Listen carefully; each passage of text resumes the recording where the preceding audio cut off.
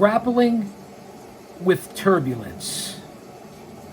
Story time with the Guardian of Chaos. With incredible size and magnetism, the Road Warriors were an extraordinary box office attraction.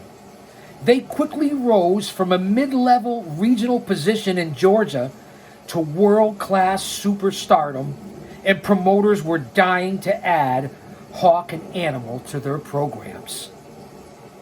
Since both men were originally from Minnesota, it made sense for them to work for Verne Gagne, and the latter put the AWA World Tag Team belts around their waists.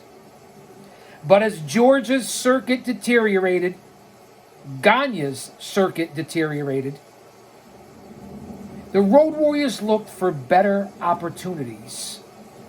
They got a taste of bigger paydays and joint promotions with Jim Crockett in 1985, and the experiences opened their eyes to life away from the AWA. Toward the end of September in 1985, they made 3 appearances with Crockett wrestlers in the Northwest, including Portland and Seattle, for promoter Don Owens. Remember, fans, welcome back to Guardian of Chaos, the YouTube channel for Chaos Corner. We are reading and reviewing this together for the very first time. I can't thank you enough for being here. Sit back and relax. On September 28th, they lost a controversial match in their AWA belts to the Freebirds at Comiskey Park in Chicago. But a review of the finish saw the straps return to the Warriors, much to the delight of the fans. But in St. Paul the next day, there was no post-match review. Jim Garvin and Steve Regal beat them with outside help from the Freebirds to capture the AWA Tag Team Championship. The title switch was inevitable. And for the Warriors, it was exactly what they wanted. The money to be made wrestling for Crockett and overseas for All Japan Pro Wrestling was life-changing for a time. Just being free agents was quite suitable. After the first year, in 1986, they increased their bookings for Crockett in the Carolinas, Atlanta, and Philadelphia, and did more TV to build up their stature in those promotions. And aside from a few trips back to Gagne's region to finish up their obligations there, that's how things remained. The Road Warriors won the first annual Crockett Cup on April 19th, 1986, and traveled to Minnesota to help Gagne the next day. The AWA was staging its biggest event of the year, Wrestle Rock, and needed the Warriors on that bill to sell tickets. Wrestle Rock was the AWA's version of WrestleMania, and Gagne was also laying out a small fortune to give it a major league feel. He rented the humongous Metrodome Stadium and tried to land Minneapolis native Prince to perform during the show, but Prince was filming under the cherry moon in France. So Gagne went with country singer Waylon Jennings, which seemed to contradict the Wrestle Rock theme, to be quite honest. The card featured 16 matches and 52 wrestlers. Wow! And the Wrestle Rock theme. It lasted more than 6 hours. Sounds like current AEW pay-per-views. An announcer declared it the greatest event in professional wrestling history. Now, Wrestle Rock was pretty incredible. Let's see, at the time, 1985. I don't know. I got to be in my early 20s at that point. Had already tried training at the Quest facility with Tony Altamore, Mario Mancini, and all the ilk, and however briefly, and failed at that attempt, my first attempt. But that's neither here nor there. You guys know that story. So that's where I was at that point. Wrestle Rock. Go out and view it on the network, on YouTube, wherever you guys consume the product. It was a great show, even with all those matches. A lot of unbelievable talent. And the media confirmed that neither WrestleMania had that many bouts in one location, hence claiming it the greatest event in pro wrestling history. And I definitely can't agree with that. Among the victors that night was Gagne himself over Sheikh Adnan Al-Kaisi, as well as the Road Warriors, Giant Baba, Mike Rotunda, Barry Windham, and Nick Bockwinkel, who beat AWA World Champion Stan Hansen, the bad man from Borger, by disqualification. An estimated 22,000 spectators were on hand, and the gate was a little over $250,000, that is. Enough for the AWA to break even. And again, you could put it in the inflation calculator, however they do it from 1985, and figure out what 250K gate is in today's money. It's probably well over $500,000, maybe $1 million, I'll have to say. I failed math in college twice. I had to take non-credit before I got to the third semester of math to get credit and pass it. I could count my money, but I wasn't good at math. I'm just giving it to you raw dog. One man, unique, unedited, unscripted, raw dog for you, the fans. Now let's get back to where we were. All told, though, Wrestle Rock was somewhat of a fizzle, according to the Minneapolis City Business. A few months later, Gagne told the paper Whalen wasn't right for our crowd. Hello, McFly, is anybody home, Vern Gagne? Only about 2,000 stayed around for his show. And I made a mistake in not having lower prices at the Metrodome for the kids, to quote Vern Gagne. Gagne was facing innumerable challenges, say that 3 times fast, and his own front office was crumbling before his eyes. His partner in cohort for more than 25 years, one Wally Carbo, severed ties to the company in early 1986, as did Blackjack Lanza, who had a significant role in the transfer.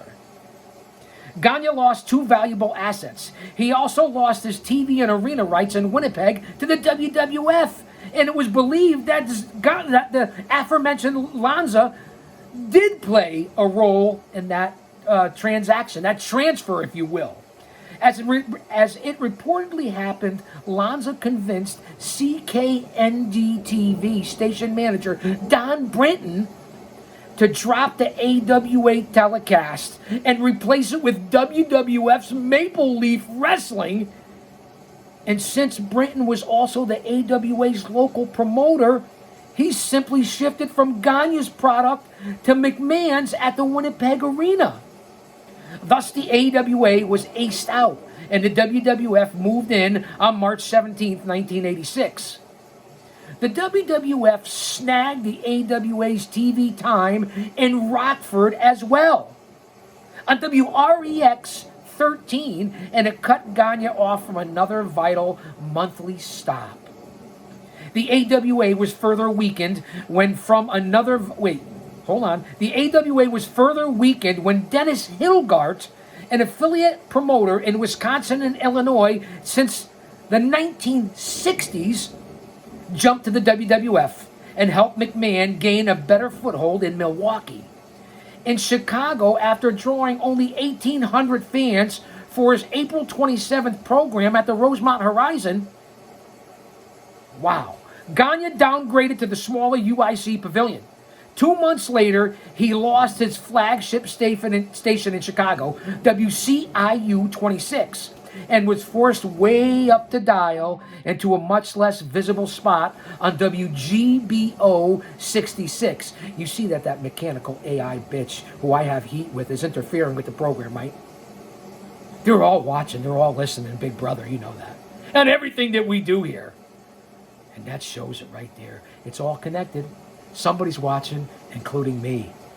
I'm definitely watching. Stay mentally, emotionally, physically, and spiritually fit in these times. If he's for us, nobody else can be against us. I want you to remember that. That's what I believe, and I'm hoping you will too. Without that, what do you really have? We will all bow and we will all confess. I just want to throw that in there as we deal with technology and the storm that's coming. So I'm hoping I can provide a temporary distraction, a stress reliever, because that's what this is for me. So thank you, guys and gals. Believe me, from the bottom of my heart, I really appreciate each and every one of you that tune in. I'd be doing it regardless. It helps me, man. What do you want? Let's focus, chaos. Let's get back to the story at hand. We're talking about TV stations, WCIU, WGBO, WREX. So he was forced way up the dial, Gagne, losing his territory here. Gagne had some good young workers in 1986. Shawn Michaels, a standout from Texas, was teaming with Marty Jannetty as the Midnight Rockers. Second-generation grappler Curt Hennig was one half of the tag team champions with Scott Hall. And rotund Leon White was in his sophomore year as a pro grappler. Obviously, fans, White would later gain fame as Big Van Vader. In contrast, the WWF cast-offs, Sergeant Slaughter and Superfly Jimmy Snuka were going through the motions, but carried name value and a certain amount of popularity. Nick Bockwinkel, at 51, class act, what a world champion, was everlastingly consistent and was still capable of going to the mat with anyone. More important to Gagne, Bockwinkel was trustworthy. And when it came time to move the AWA World title off of Stan Hansen, he got the call. On June 29, 1986 in Denver, the plan was set in motion. But Hansen refused to drop the belt. He left the venue in a huff and ended up taking the belt with him to Japan. Konnichiwa, bitches, arigato from the Chaos-san. With no other option, Gagne declared Bockwinkel champ by forfeit, and the latter began his fourth reign as the AWA king. Good times in the 80s, whether it was world class, the NWA, the World Wrestling Federation, the AWA, the territories from Georgia to the Carolinas to Mid-Atlantic to Florida to Canada to the Northeast to the West Coast to the Midwest, even Mexico, Japan. What a different time. Yeah, there were great eras, and people want to say the aggression era, the attitude era, the Monday Night Wars, ECW coming along. Even today's product in 2024 going into 2025, there was nothing in this business of pro wrestling, the sport of wrestling to me, than the 70s and the 80s. The 90s had their moments, but most of you out there that are in the demographic between 24 to 38 or 18 to 35, 40, whatever it is, you really don't know unless you do your due diligence. Research is your friend. Go back and look at the crowds, the venues, the atmosphere. You'll find nothing like that today. The sportsmanship, the ring psychology, the emotional investment, the storytelling, the magazine era. You see what's happening, right? Don't go anywhere. We're just getting started here. Alexa, play Tropical Thunderstorm sounds. And just to let you know what we're reading from, and we've been reviewing here on the Chaos Corner shows with Storytime. Storytelling, if you will. An unbelievable read. I'm reading it for the first time with you, the fans. So, when I get tongue-tied, and I know a lot of you out there like it when I get tongue-tied, that's why. An unbelievable read and an unbelievable book, nostalgia and history. The death of the territories, expansion, betrayal, and the war that changed pro wrestling forever. Thank you, Tim Hornbaker. Unbelievable, one of the best books I've ever read. And that's just the facts. And I'm glad that I can share it with you guys. Where were we? We were talking about Bockwinkel and Hansen, and Bockwinkel becoming the fourth champ, four-time AWA champ in Gagne's territory because Hansen wouldn't drop the belt and he was over in Japan. The disparity between the AWA's success in having a national cable television program on ESPN and its stunningly bad box office attendance was unreal. Gagne's shows drew from the low hundreds on one end to a 2,000 maximum, with the exception of a few special programs. You see the trend here, right? Despite the evident signs of collapse, Gagne was resilient and kept trying to rebound. He went back into the Bay Area by landing a facility in Oakland and began working with Angelo Savaldi, Northeast-based International Championship Wrestling, and ICW. And he kickstarted a merchandising campaign geared toward kids. Similar to the IJN series of the WWF action figures, Remco produced a line of AWA characters plus a wrestling ring to go along with it, so children everywhere could play out their favorite matches in their living rooms. Jim Crockett Promotions was also trying to get in on the act by releasing several branded action figures. Crockett told the reporter, and I quote, "The licensing deals that are signed are in the 5 to 6 figure range. But I won't give you exact figures because I don't want to cause problems between my wrestlers. Ric Flair and the Rock and Roll Express dolls will be out by Christmas." Merchandising was a logical step for Jim Crockett, now the second strongest promotion in America. Remember the time frame, circa 1985, 1986, here in the time machine on Chaos Corner. Added revenue streams were increasingly important, and Crockett was following the McMahon blueprint. Perhaps a mistake. We know the history, and if you don't, you're going to learn it now. He brought in top talent from other regions, expanded his TV network, and used cable to boost his promotions. But it's arguable that Crockett was ahead of McMahon in some ways. Think about it. His first Starrcade event in 1983 was Innovative Super Show, predating WrestleMania by 15 months. JCP was known for cultivating superior talent and carried the support of traditionalists over McMahon's product by far. Now remember, wrestling down in the South, the Deep South, Carolinas, as compared to the Northeast territory, the Northeast running in huge venues, all over the Northeast, huge buildings, as compared to the smaller, more intimate venues down south for Crockett Promotions in those territories. A different style of wrestling. A little more snug, if you will, a little more strong style. Two different philosophies, two different companies, different territories. When you go back and you look at it, the territories were amazing. I caught a small taste of it in the 90s, but the territories were amazing. And even today's independent business, 2024 going into 2025, especially now with the WWE ID program. I don't know if it's going to benefit, not going to benefit, but independent pro wrestling is like the territories today that it was back in the day. But back then you could stay in the territory and live there. Today you have to travel much more around. It's a lot different. You're doing it by plane, or you're staying just in one little small region. Back then, if you went into the UWF or World Class in some of those territories, you were constantly on the road.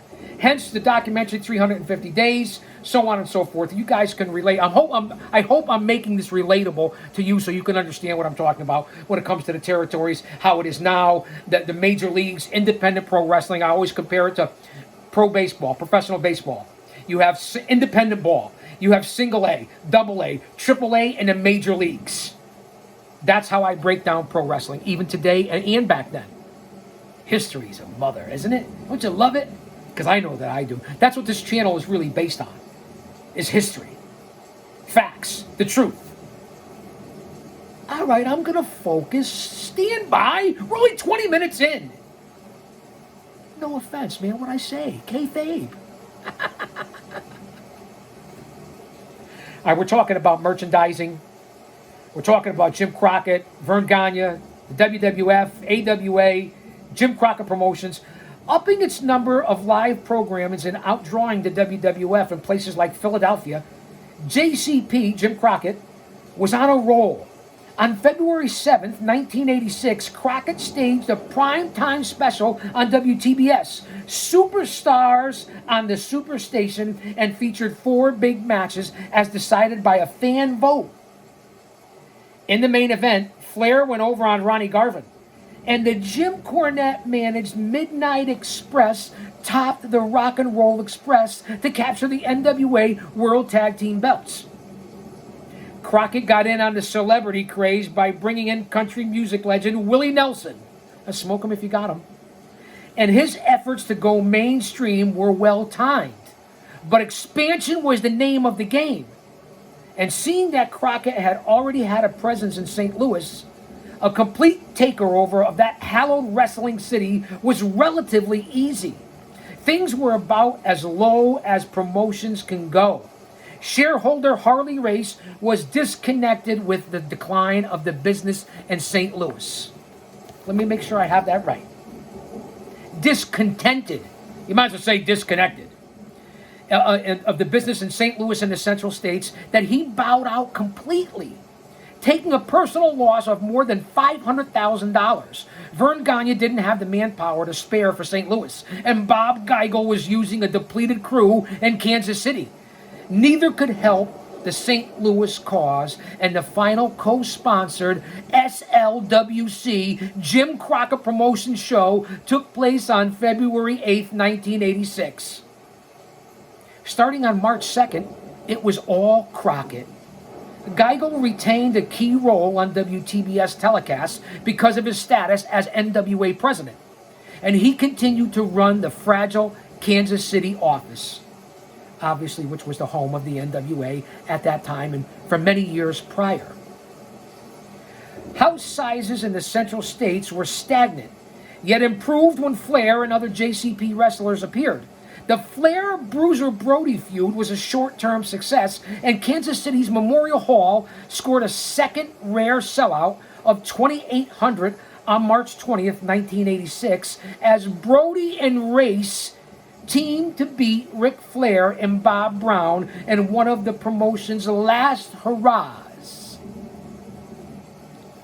Across the border in Missouri, at the larger municipal auditorium, the WWF drew 6,000 on the same night.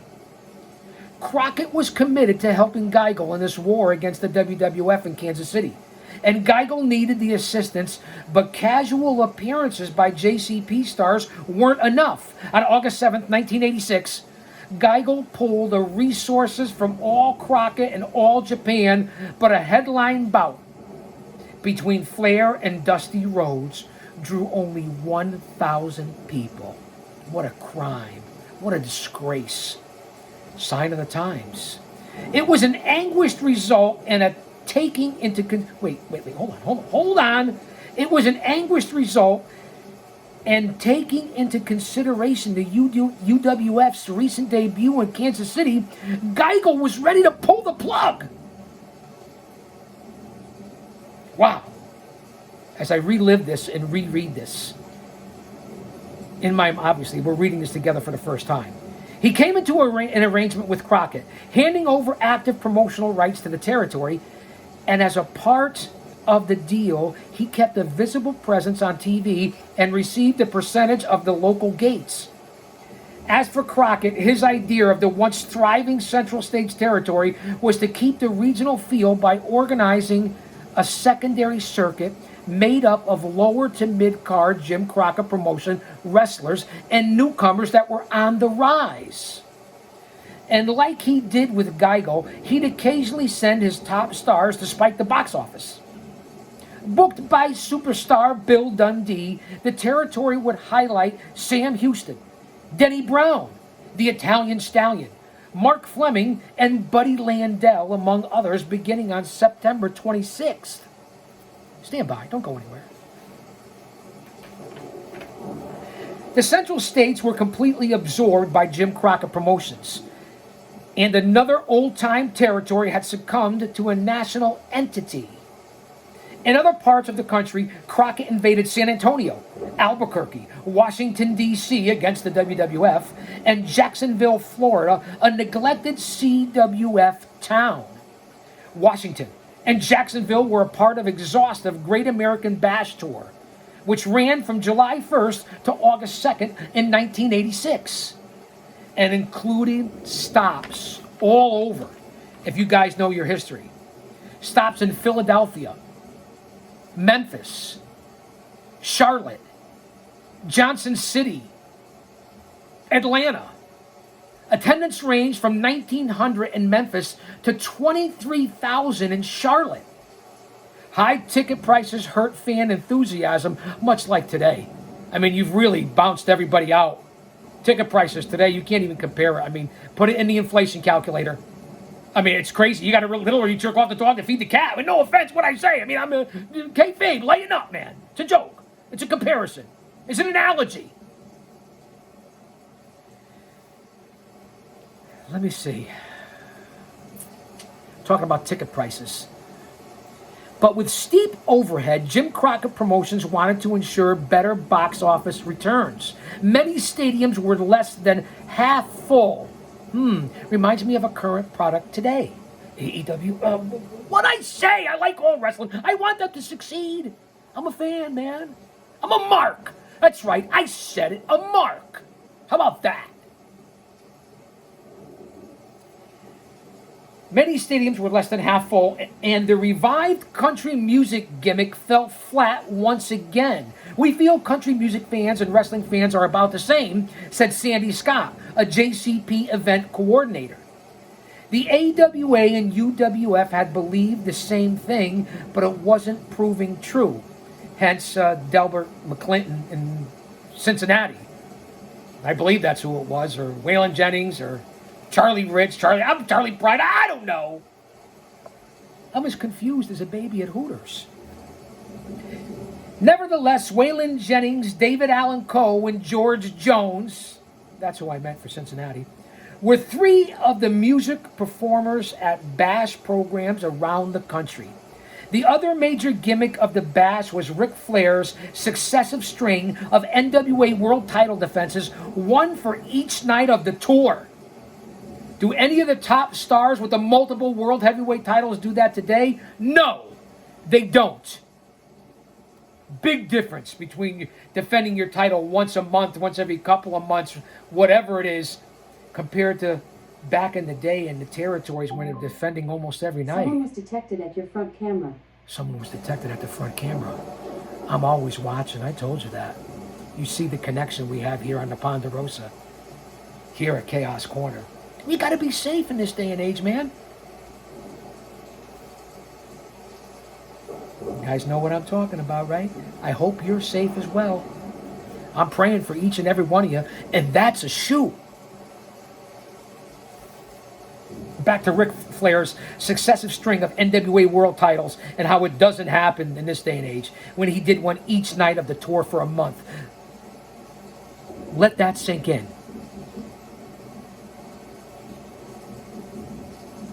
He wrestled both the Road Warriors, Animal and Hawk, Ricky Morton, Robert Gibson, Magnum TA, and Nikita Koloff. Shitoata!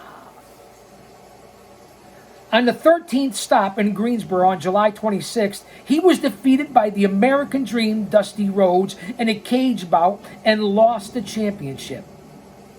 Flair regained the belt on August 9th in St. Louis. Rhodes, as a booker for Jim Crockett, was a consistently strong creative force in 1986, and his well of ideas was seemingly endless.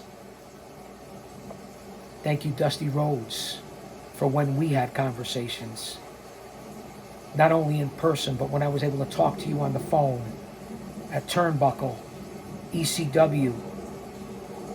I'll never forget you, never forget talking to you, meeting you, and for you giving me the time to listen to me and even consider booking me for your promotion. Rest in peace, Big Dust. True stories. That's all you get here on this channel. That's why you're here, because of my connection, being in the business, an insider, a talent, and now being here for this show, in this community on the internet and social media, where it's saturated with all kinds of people, and you can consume your information at any one of 1,000 or 1,000,000 different places, but you chose to come here. I appreciate it. I can't say it enough, and I'll continue to say it. That year, 1986, remember the time frame, the famed Four Horsemen were born. Ric Flair, Arn and Ole Anderson, Tully Blanchard, and manager J.J. Dillon. They wreaked a lot of havoc on Rhodes, the Rock and Roll Express, the Road Warriors, and any other wrestler who got in their way. In May, Magnum TA's rivalry with Nikita Koloff took a unique turn when Magnum, the babyface, punched out NWA President Bob Geigel during a WTBS telecast. Geigel stripped Magnum of the U.S. title and announced a best-of-7 series for the belt to be played out in July and August. Koloff ended up winning the Classic Series, 4-3. Another interesting scenario showcased Ricky Morton weighing all of 200 pounds as a challenger to the 240-pound Ric Flair. It was Morton's speed against the dirtiest player in the game. Woo! And fans witnessed a number of good back-and-forth battles. It made it believable. Not like a lot of the stuff today. And again, I'm still a big fan here in 2024. Am I going too fast for you? I don't think so, right? You guys are up to speed. You know what's going on here. After an absence of more than a year, Jim Crockett Promotions yearned to return to Pittsburgh and wanted to rent the Civic Arena, the same venue the World Wrestling Federation used. But building officials remembered the egg the NWA laid at Three Rivers Stadium in May of 1985. They haven't been successful, obviously, so we wouldn't encourage them to come in here, explained Civic Arena marketing director Tom Rooney. I can't speak for them, but I'm guessing they probably think the convention center was the reason they were not successful and not the product. Hello? I would tend to disagree with that, because if we said we're going to do the Rolling Stones and we were going to do them on Mars, people would find a way to get there. In response, Sandy Scott told the reporter, "We're not worried about the past. We're very enthused about the future." Jim Crockett Promotions didn't let up, filing a lawsuit to get into the building. Finally, Crockett secured a date on October 14th, 1986, and drew a crowd of 10,000 to the arena. Between August and December of 1986, Crockett made incredible strides. On August 28th, he returned to the Los Angeles area for the first time in more than a year and drew a crowd 5 times bigger than his June 1985 effort. Shifting from the Olympic Auditorium to the Great Western Forum, a good-sized structure in Inglewood. Crockett's event drew 10,000 spectators, and Flair beat Rhodes by DQ in the main event. In an event bolder endeavor that sent shockwaves through the AWA, Jim Crockett Promotions went into Bloomington, Minnesota on September 19th at the Met Center and held a program in Vern Gagne's backyard. You sons of bitches. Crockett and Gagne had silenced their cooperative efforts just a short time before, ending years of up and down business. You see the politics and the backstabbing and what a scumbag business pro wrestling can really be.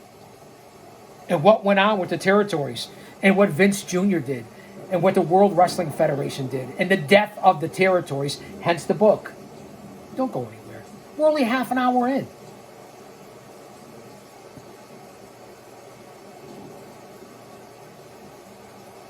Oh, a little dark roast. Not bad.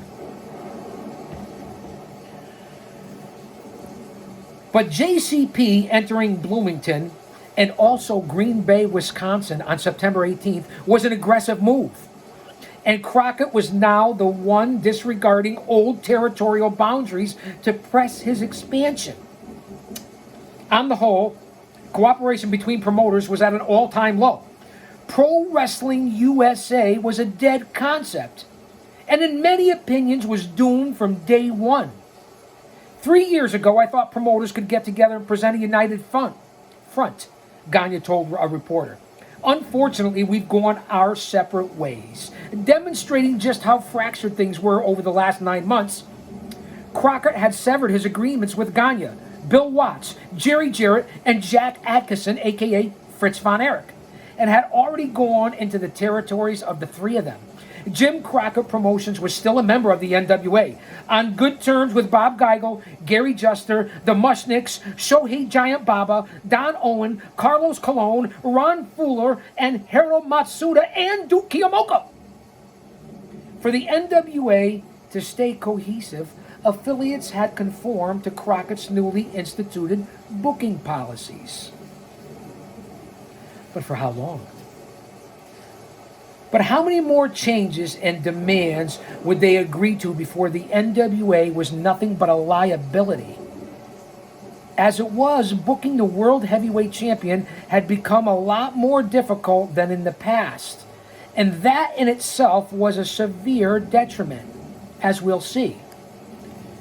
But it wasn't necessarily impossible to get help from Crockett in that regard. In 1986, Flair worked a few dates for Geigel, Owen, Fuller, Juster, the Mushnicks, and Matsuda and Kiyomuka. Plus went to Honolulu for Lia Maivia, Pehao, Melihini Kane, Pupule, Wiki Wiki, Aloha, and a Mahalo. For all my brothers over on the islands.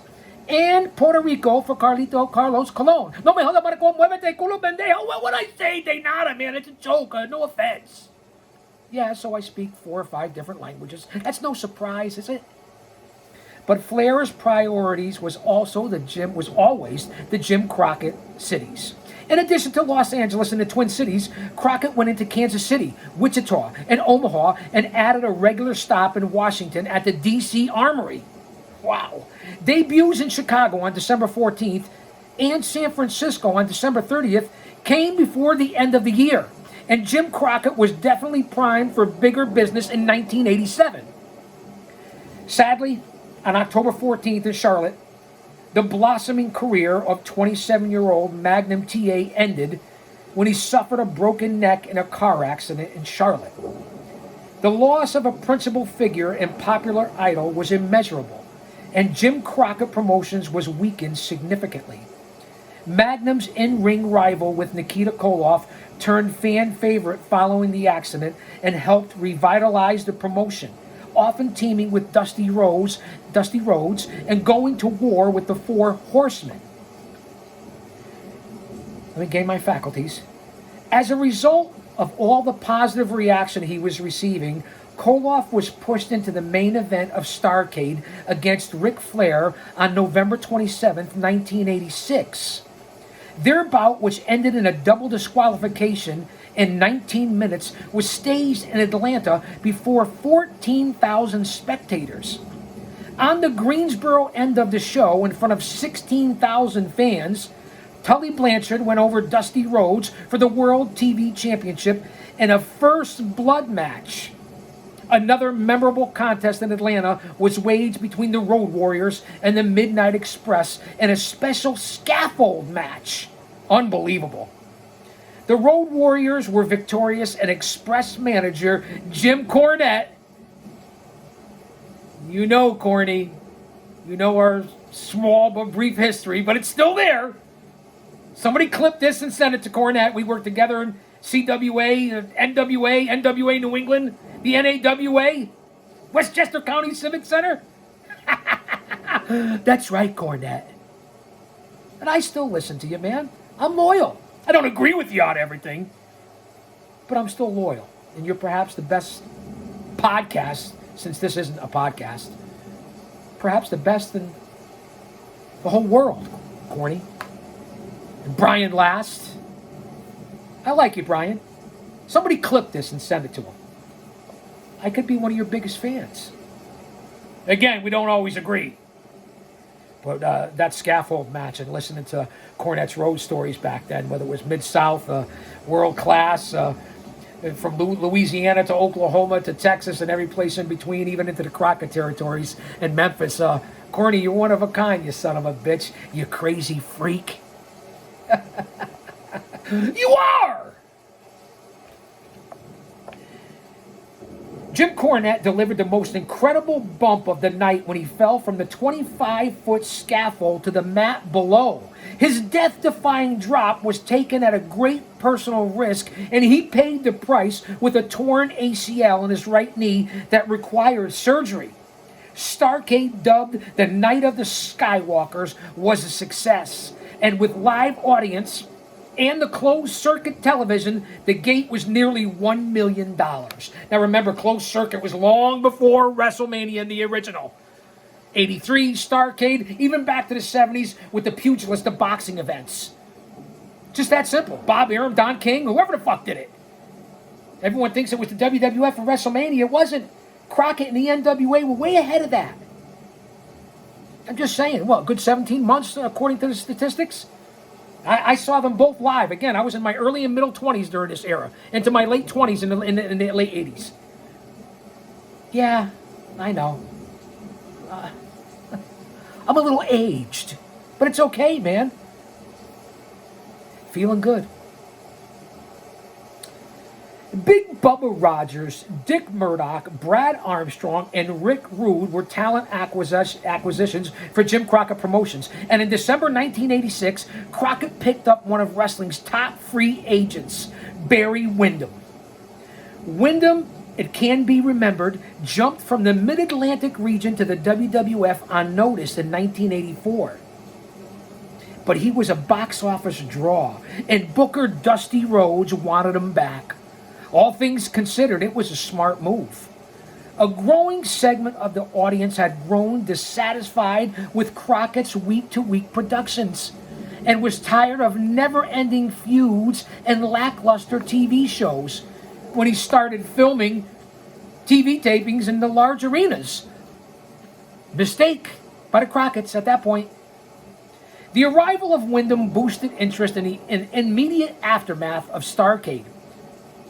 But there was a guy in Florida with a little over a year's experience who was destined to make a national impact as well.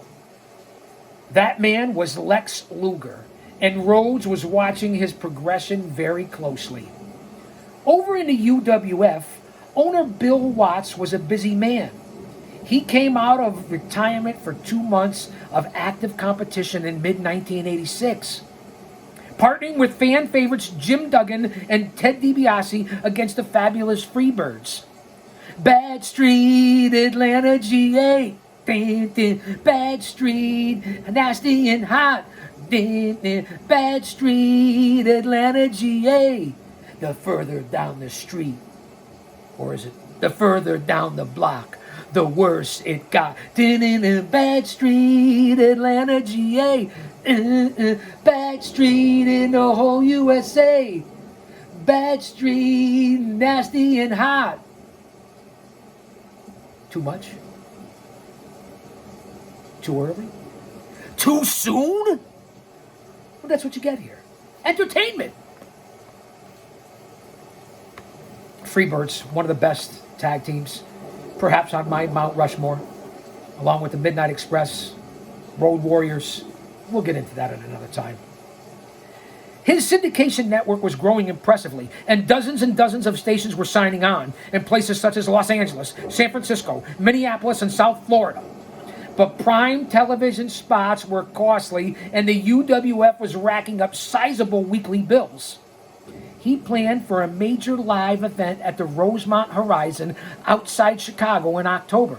But that show was abruptly canceled under strange circumstances.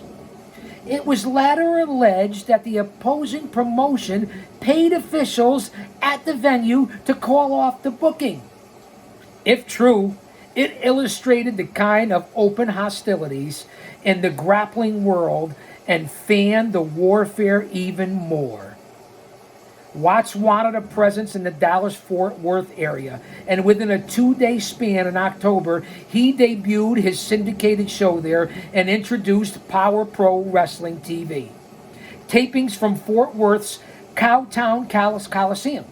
On November 9th, at the UWF's wrestling taping in Tulsa, each of the company's 3 championships changed hands. The one-man gang won over Terry Gordy by forfeit to become the UWF World Champion.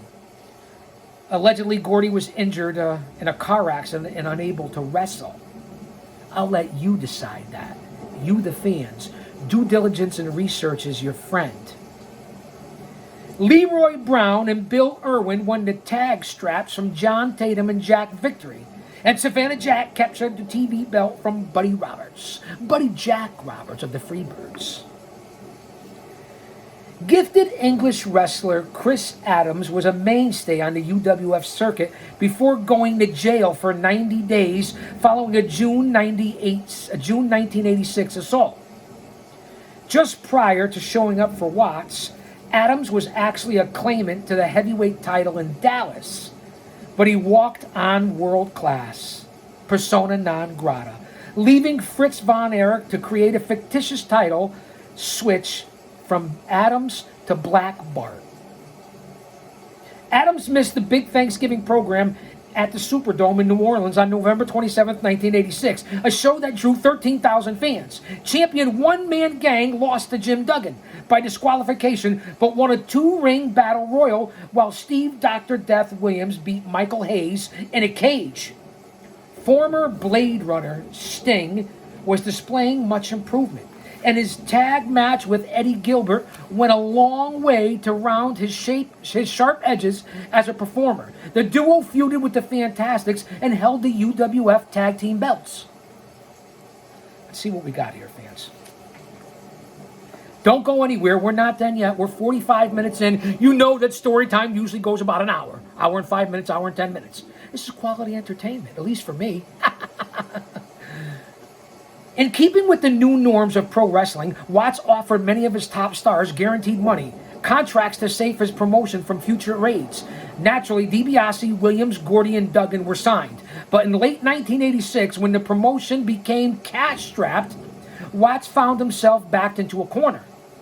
The situation was compounded by a collapse of the oil industry, and in the South, people were losing their jobs left and right. Attendance for UWF shows dropped dramatically. To alleviate some of his cash problems, Watts released several of his top acts from their contracts, Duggan among them. Duggan was a leading attraction in the UWF and wasn't someone Watts' budding national organization could afford to lose. And you guys know my history with Hacksaw Jim Duggan. Ho! Check out the matches. They're here on the channel.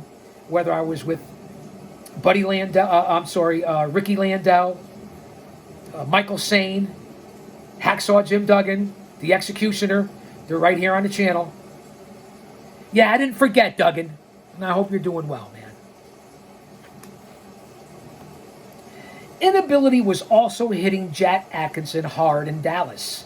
His son, Kerry Von Erich, was still recovering from his horrific ankle injury, and an optimistic newspaper report in August 1986 suggested he'd be back training inside of 3 months. World Class needed him as soon as possible, as weekly house shows were drawing meager crowds, sometimes less than 200 people. And looking for help, Atkinson landed George Scott, recently displaced from his job in the WWF, to book his promotion.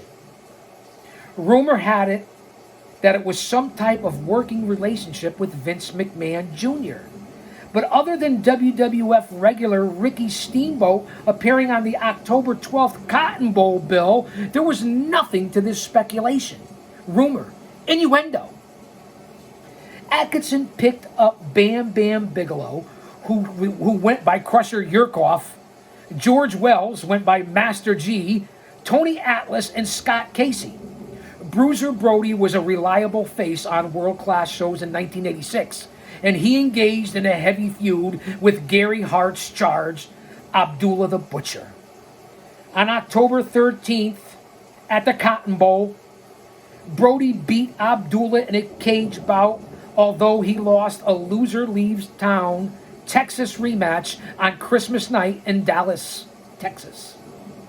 Obviously. The Von Erichs were always in the thick of things, with Kevin going over Black Bart for the local world title at the Cotton Bowl in October, and Kevin and Mike feuding with Brian Adias and Al Madril, Atkinson returned to the ring himself as his alter ego, Fritz von Erich, to topple Abdullah the Butcher in a special claw hold versus sleeper contest on November 27th. Kerry was visible on TV as well, and at one point he was double teamed by Adias and Madril. And according to the storyline, suffered a setback in his recovery because of the beating he took. Think about it. I hope your notebooks are out. So you're better off when you walk out of here than when you walked in. The truth was, Kerry was in no condition to wrestle anytime in late 1986 and early 1987. Plans for expansion outside of Texas were a pipe dream for World Class. Without Kerry and at least a few other recognizable stars, it was impossible. Behind the curtain, the promotion was in perpetual chaos. No pun intended. And George Scott was constantly butting heads with Gary Hart and David Manning, two of Atkinson's loyal assistants. Atkinson then involved an unknown amount of money to acquire the television contracts for San Antonio-based USA All-Star Wrestling, the last line to Joe Blanchard's old territory. USA was shutting down for good, and part of Atkinson's arrangements, including future TV tapings at Gilley's Club in Pasadena, Texas, near Houston. What a venue. Montreal was the textbook image of territory and turbulence. Following the deal made between Vince McMahon and International Wrestling, Dino Bravo, co-owner of the IW Group, had certain expectations. He anticipated an upper card berth on WWF programs north of the border, and he was sometimes given his proper due. But other times he was tossed into the middle of a card and essentially dismissed. Bravo thought he was getting the respect he deserved when he was booked to wrestle Hulk Hogan at the Forum on January 13th, 1986. For fans in Montreal, it was a dream match. But shortly before the card, WW officials rebooked the shows, pitting Hogan with Bob Orton and Bravo against Big John Studd. The deceptive marketing ploy was an immense disappointment to the 20,000 spectators in attendance and to Bravo himself.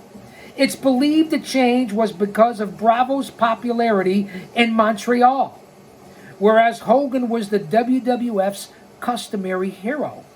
And they didn't want him shown up, obviously. Bravo quit the promotion and restarted International Wrestling in Montreal without the rights to the Forum, since the WWF had an exclusive contract. From Vince McMahon's point of view, Bravo's move was inconsequential. His promotion was drawing astronomical crowds in Montreal. Without his participation, notably a house of 23,000 on August 18th. The WWF also brought aboard the Rougeau brothers, Jacques and Raymond, two well-known Montreal grapplers. In October 1986, IWA stars Bravo, Rick Martel, and Tom Zink jumped to the WWF for full-time gigs. You can't blame them. With Bravo as a heel managed by luscious Johnny Valiant of the famed Valiant Brothers, and Martel and Zink as popular tag team known as the Can-Am Connection. The local Montreal office continued, but it was no longer the center of any kind of territory. It, too, had become a bona fide indie. How about that? Looking at the Honolulu-based promotion of Leah Maivia, it was obvious she was trying to do a number of big things in 1986. Enhanced by weekend time slot on Score, the financial news network, Polynesian Pro Wrestling was seen across the United States, and Maivia was exceedingly determined to pursue expansion.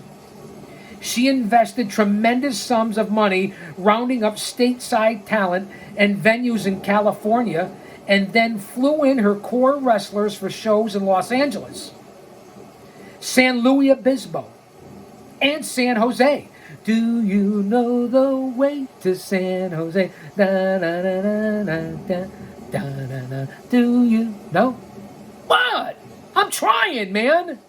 I used to put out a heck of a karaoke back in the day, 'cause I'm a cowboy. On a steel horse I ride. I'm wanted, wanted, dead or alive. I walk these streets. No? That was a big time seller for me. Or little Sugar Hill Gang. Have you ever went over a friend's house to eat and the food just ain't no good? I mean, the macaroni soggy, the peas are moist, and the chicken tastes like wood. So you say, that's it, I gotta leave this place. I don't care what these people think. I'm just sitting here making myself nauseous with this ugly food that stinks. I give you a little bit of everything here. At least that's what I try to do. Let's get back to Hawaii.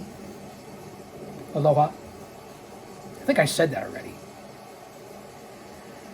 With Booker Lars Anderson, Maivia crafted an ambitious plan to promote further in Calgary, Juneau, Seattle, and the Midwest in March and April of 1986. The challenges for a stateside operation to expand in such fashion were hard enough without first having to fly more than 2,500 miles to reach the U.S. coast. But Maivia charged ahead, and her California shows drew in the low hundreds, with wrestlers such as Jerry the King Lawler, Kevin Sullivan, Tatsumi Fujinami, and Superfly Jimmy Snuka.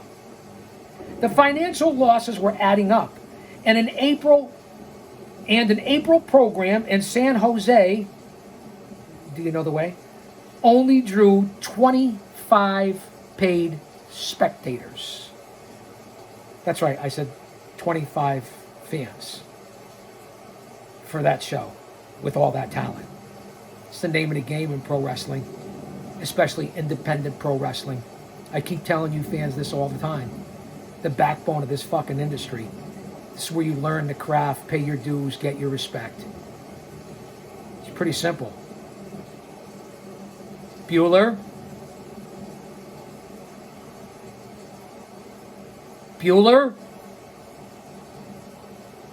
Anyone? Her home crowds were not much better, and the office hoped to make up serious ground with its second annual Hot Summer Night at Aloha Stadium on August 9th, 1986. With 20 matches. Now remember, the original Hot Summer Night at Aloha Stadium was unbelievable. It drew thousands of people with unbelievable talent and stars. Hot Summer Night, the first one. Check it out. It's on YouTube somewhere. Hot Summer Night 2 was a huge disappointment, and you'll see as I read on here. With 20 matches, the event was an astonishing production, pulling together international wrestlers for yet another massive undertaking. Antonio Inoki, Bruiser Brody, the original Sheik, the Phenomena Kenji Muto were all on the bill. But the lack of interest and bad weather prevented the show from being a success. Only 1,900 people ventured to the stadium, more than 10,000 less than in 1985. Hot Summer Nights. And Polynesian Pro Wrestling was facing a real crisis. The $28,000 gate might have just covered rent on the venue. Put that in the inflation calculator. But very little else. And Maivia was left to pay the remainder of the expenses out of pocket. And if you don't have the money to pay the talent or to pay the venue or to run the show, no matter who you are, then don't run the fucking show. That's the point. Have the money before you run the show. Have the expenses all together and everything booked. That's how you run it in independent pro wrestling. I'm not going to talk about the WWE and AEW who have billions of dollars. You can't compare them. On the heels of this, the Honolulu office closed Polynesian Pro Wrestling and incorporated World Pacific Wrestling, a new entity with new ideas. Maivia and her partners Lars Anderson and Ati Soho moved their regular shows from the Blaisdell Arena to the Ilikai Hotel and put less emphasis on expansion. 2 years later, Maivia and the cohorts were accused of extorting money and threatening harm on rival promoter and endured a lengthy court process to clear their names. In November of 1989, they were acquitted of all charges. Like in Montreal, all traces of Hawaii as a wrestling territory vanished. But between small independents and the WWF, pro wrestling lived on. In fact, when the WWF debuted in Honolulu on July 10th, 1986, an enthusiastic crowd of 5,000 turned out. As the Honolulu Star Bulletin noted, the WWF were the folks who brought entertainment wrestling and a new era in Hawaiian grappling dawned.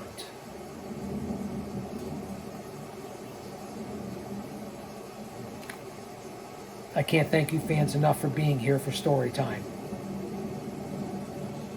We went a little over an hour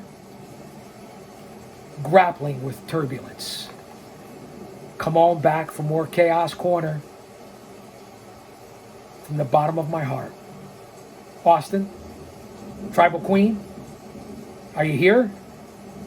Get ready for it. Fans, wait for it. Because I'll say that to say this. Because I tell it like it is.